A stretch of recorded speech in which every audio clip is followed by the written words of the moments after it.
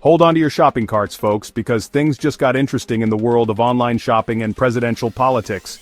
Amazon, the e-commerce giant that can deliver a waffle iron to your doorstep before you even finish saying syrup, has decided to play political referee.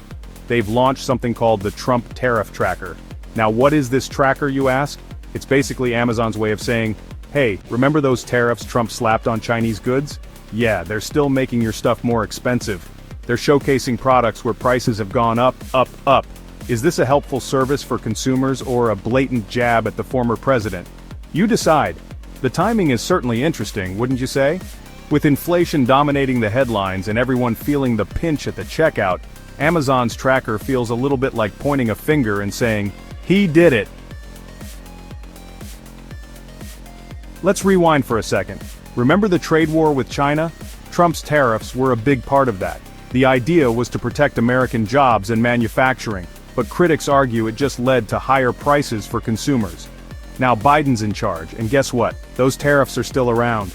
The Biden administration is trying to tackle inflation, but it's like trying to put out a dumpster fire with a garden hose.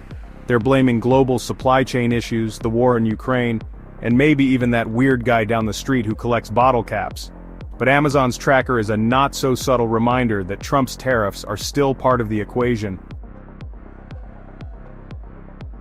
The White House isn't taking this lying down. They're firing back, accusing Amazon of playing politics and trying to deflect blame from the Biden administration's economic woes.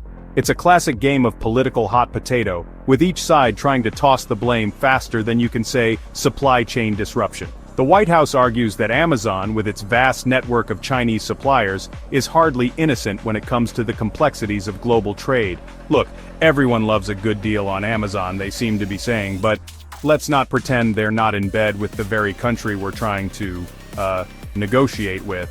Ouch! So, who's right? It's complicated, like trying to assemble IKEA furniture after a bottle of wine. The truth is, tariffs have consequences, and those consequences are often felt most acutely by, you guessed it, the average consumer. That new TV you've been eyeing, the price just went up. Those sneakers your kid needs for school, yep, more expensive. It's enough to make you want to scream into the void, or at least into your empty wallet. The bottom line is this: whether it's Trump's tariffs or Biden's inflation, consumers are the ones caught in the middle of this economic tug-of-war. Here is 2025. A new tax bill has taken center stage in Washington, promising to reshape the economic landscape for better or worse. This ambitious legislation, championed by the Republican majority, seeks to deliver on campaign promises of tax relief for working families while igniting economic growth. However, critics argue that the bill is a thinly veiled giveaway to corporations and the wealthy, with potentially dire consequences for the nation's long-term fiscal health. As the debate rages on, it's crucial to examine the bill's core provisions, analyze its potential impact on the economy, and understand the political forces shaping its trajectory. Will this bill usher in a new era of prosperity, or will it exacerbate existing inequalities and further burden future generations?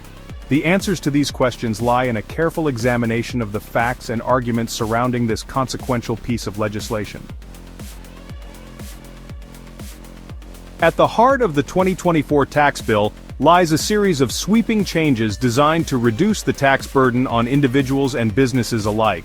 One of the most significant proposals is the elimination of taxes on tips and overtime pay, a move touted as a boon for service workers and those putting in extra hours. Another key provision allows for the deduction of auto payments, particularly for vehicles manufactured in the United States, aiming to stimulate the domestic auto industry. Perhaps the most controversial aspect of the bill is the permanence of the 2017 tax cuts, a move long sought by Republicans. These cuts, originally passed under the Trump administration, primarily benefited corporations and high-income earners. While proponents argue that making these cuts permanent will boost investment and economic growth, critics contend that they will primarily serve to further enrich the wealthy and exacerbate income inequality. As a small business owner, I see the potential benefits of reducing taxes on tips and overtime pay. It could really help my employees who are working hard to make ends meet. But I also worry about the long-term impact on our economy and whether these changes will truly benefit everyone or just a select few. The potential economic impacts of the 2024 tax bill are a subject of intense debate among economists and policymakers. Proponents of the bill, primarily within the Republican Party, point to the potential for increased economic growth and job creation. They argue that lower taxes will incentivize businesses to invest and hire, leading to a virtuous cycle of economic expansion. Furthermore, they contend that tax cuts for individuals will boost consumer spending, further driving economic activity. From an economic standpoint, the idea is that lower taxes can indeed stimulate growth. Businesses have more capital to invest and consumers have more money to spend. This can create a positive feedback loop, enhancing overall economic performance. However, critics of the bill, largely aligned with the Democratic Party, raise concerns about its impact on the national debt and deficit. They argue that the bill's significant tax cuts will lead to a substantial decrease in government revenue, exacerbating the already high national debt. This, they warn, could lead to higher interest rates, making it more expensive for businesses and individuals to borrow money and potentially stifling economic growth. The concern is that while short-term growth might be achieved, the long-term consequences could be severe. Increased deficits can lead to higher interest rates, which can stifle investment and spending. Additionally, the benefits of these tax cuts seem to disproportionately favor the wealthy, potentially increasing income inequality and hindering economic mobility for lower and middle-class Americans. The 2024 tax bill has become a lightning rod in an already polarized political climate. Republicans, largely united behind the bill, see it as a fulfillment of their campaign promises to deliver tax relief and unleash economic growth. They argue that the bill empowers individuals and families by putting more money back in their pockets, while also creating a more favorable environment for businesses to thrive. As a factory worker, I can see the appeal of having more take-home pay and a stronger local economy. But there are also concerns about whether these benefits will be sustainable in the long run. Democrats, on the other hand, view the bill as fiscally irresponsible and socially unjust.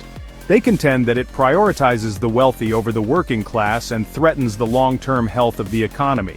They point to the potential for increased deficits, cuts to social programs, and a widening wealth gap as evidence of the bill's harmful consequences. Many viewers have been asking about the real impact of this bill on their daily lives. It's important to consider both sides of the argument and understand the broader implications for our society and economy.